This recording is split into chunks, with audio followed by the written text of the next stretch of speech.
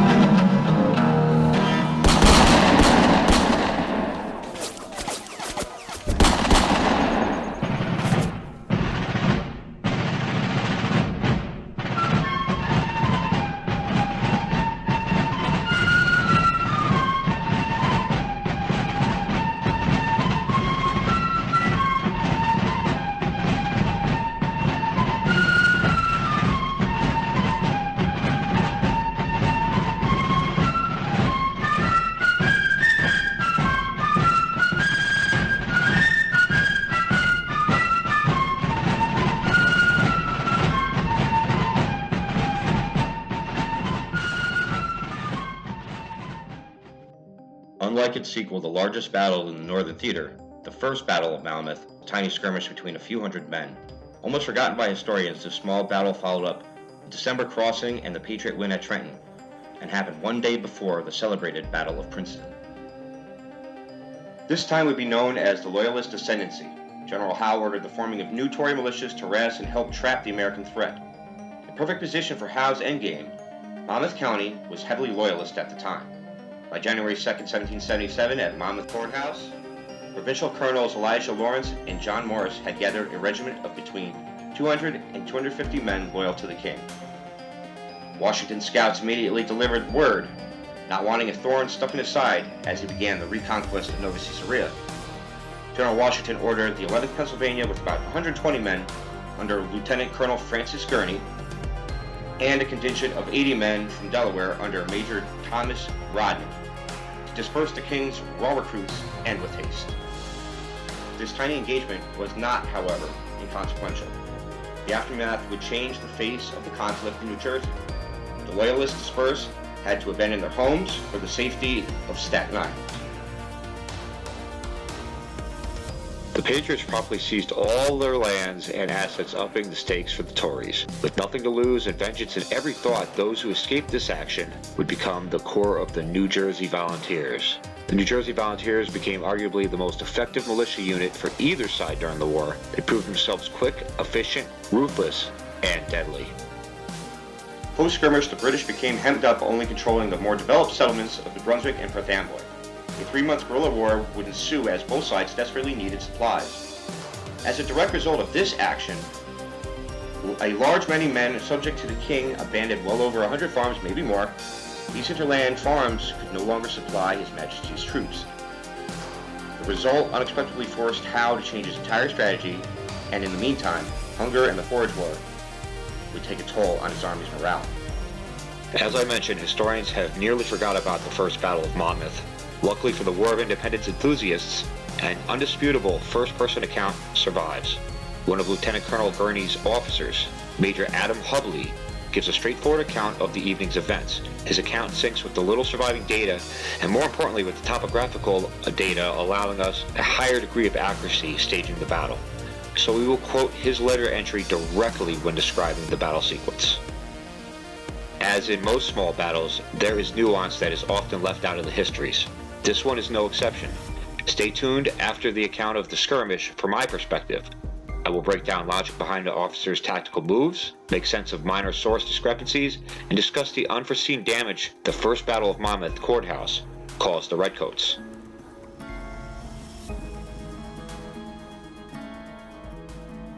I can see the face of every Gurney and his 120 Pennsylvanians come across the bridge hoping to engage the Tories on a flat field just west of the courthouse. Expecting a rout, Rodney and his Delaware contingent stationed themselves in Upper Freehold to clean up any fleeing loyalists. Major Hubley's account, quote, "We intended to attack them in the town a half hour before night. Colonel Morris, it seems, got an account of our arrival.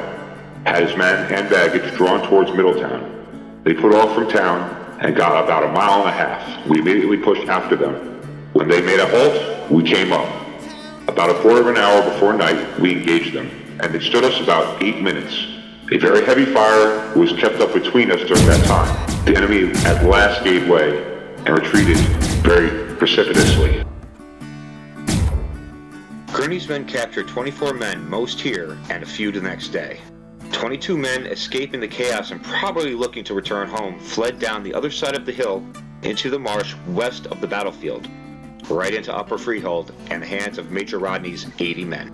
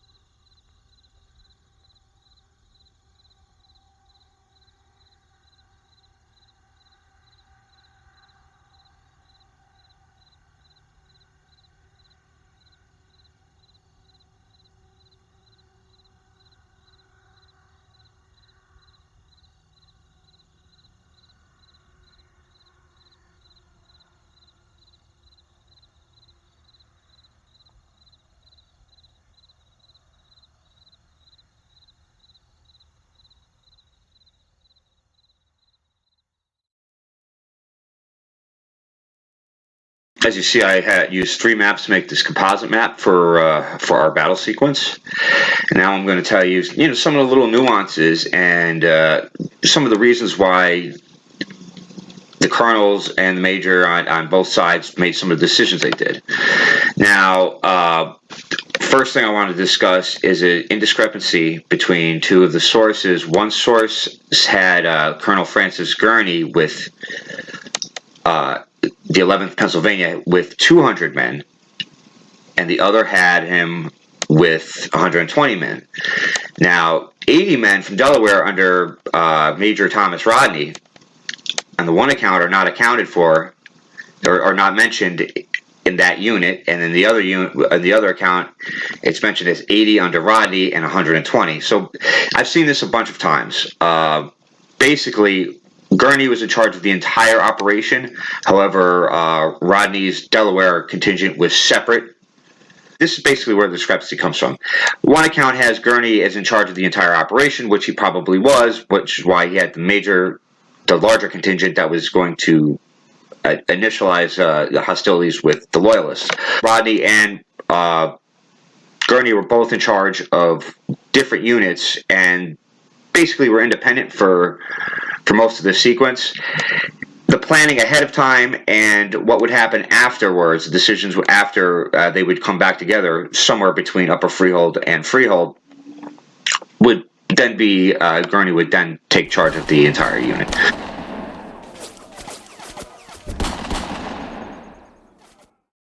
So what was the great effect that this tiny first Battle of Monmouth had?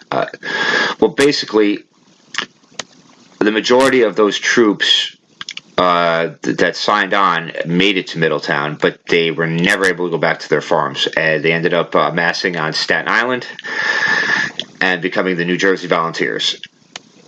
And subsequently, all their lands were seized by Patriots, so they had nothing to go back to. So it caused a lot of animosity, and that would lead to a lot of the ultra-violence that we'd see during the Forage War and the rest of the campaigns in New Jersey. So that happened. But most importantly, what caused the Forage War was all the stores, all the stores from the last harvest that these Loyalists had were captured, or they couldn't get back to them. And then there was no Loyalists farms to plant the next year, so the British lost a lot of the supplies and food that they would have taken from New Jersey, from the central part of New Jersey, which was heavily loyalist. A lot of at least 100 farms were no longer supplying the crown. Okay, and by the end of January, the beginning of February, it had already been 2 weeks that the main forces had been living on salt pork and awaiting supplies to come from the East Indies and from Britain itself. It really had more of an impact than one would think for such a small battle. At least 100 farms, and where I surmise that number is, you got to take into account that a lot of the loyalists, it could have been brothers. It's about 200, 250. So there could have been like brothers here, and then there could have been people from the same farm. So you cut, even if you cut the number in half, that's 125. You take about, we know that at least about 100 to 150 got to Middletown initially, and then out of only close to 50 were captured after. Now, a lot of out of the other 100 men, a lot of them probably just went home and threw it all away. But chances are, at least a third, a quarter to a third of them would have also taken the initial plan and gotten back to Middletown, so they're abandoning their farms too. So probably was more farms, but I think it's safe to say that they lost quite a bit, and we know that they lost the stores and supplies that these loyalists had, because we have accounts of late January, early February that we brought to you in another battle that the Truth About Colonial London Extra did, of the Battle of Spanktown. And in that, we already know that they've been living on salt pork for a few weeks. So those stores that all these loyalists had in central Jersey, they were no longer available to the British. So it was certainly a costly, it was a small, tiny action that had a very large impact on the immediate strategy of Howe and the British Army. Even though there wasn't a lot of stuff in history books about this battle, and you had to piece it together, we were lucky enough that Lieutenant Colonel Adam Hudley documented the whole thing. Now, he was a major at the time, okay, and he was in the 11th Pennsylvania under Gurney. But after this battle, and then the 3-4 month Forge War from February through March, April, then he was actually given the 10th Pennsylvania and raised to lieutenant colonel for his bravery, his valor, and his ability. And you can tell that through the writing, because it's spot on. I'm trusting this account because it's spot on. Everything that he put in there, I was able to verify, and that's why I felt I had a really good idea about where the placement of everybody was. Because he didn't go into specific details about everything, but there's just a little bits of nuance that he throws in there. It says a lot. A couple words here, a couple words there. Like turning to fight, that means that they were intending to pick that spot to fight. See, the British, Lawrence and Morris. Morris was taking half the guys to Middletown, or probably more than half, and Lawrence was there with a little contingent to slow them down in a fighting retreat, to try to give them about 2-mile lead over them. So that's how that went down. Now let's go to the map and I'll show you exactly what I'm talking about. Here's the bridge where Gurney came over. He's over here. He wants to start the battle about a half hour before. And why? Well, he wants to start the battle a half hour before over here, because this is relatively flat. There's a slight grade in the advantage of the British right here, but it's relatively flat. And in fact, the slight grade to the British advantage was a disadvantage, because here's where, if you've ever been to Monmouth Battle Park, there's like a bowl, and this is all highland up here, and this is really deep and low. And over here you have your other hill, as you can see, and this is the west.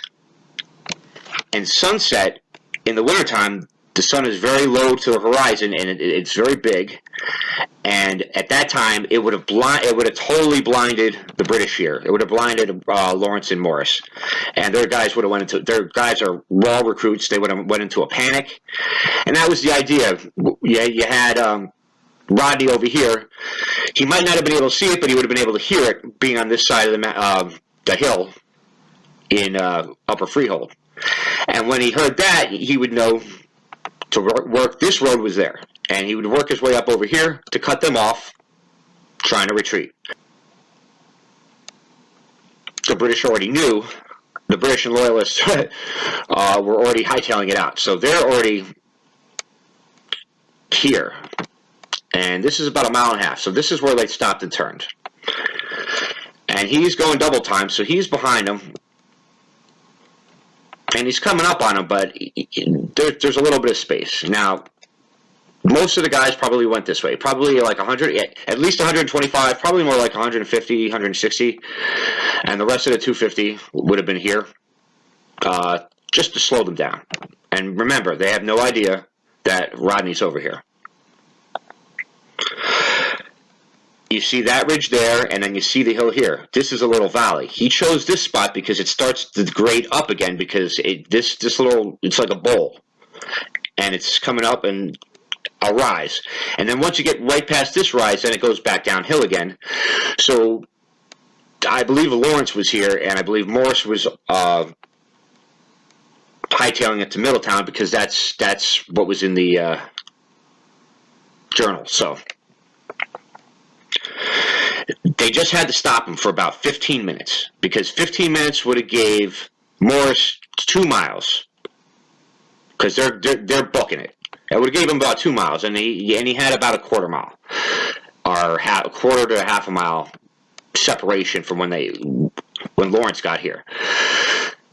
And but they were only able to hold him for about 8 minutes, so that probably Just know was good enough.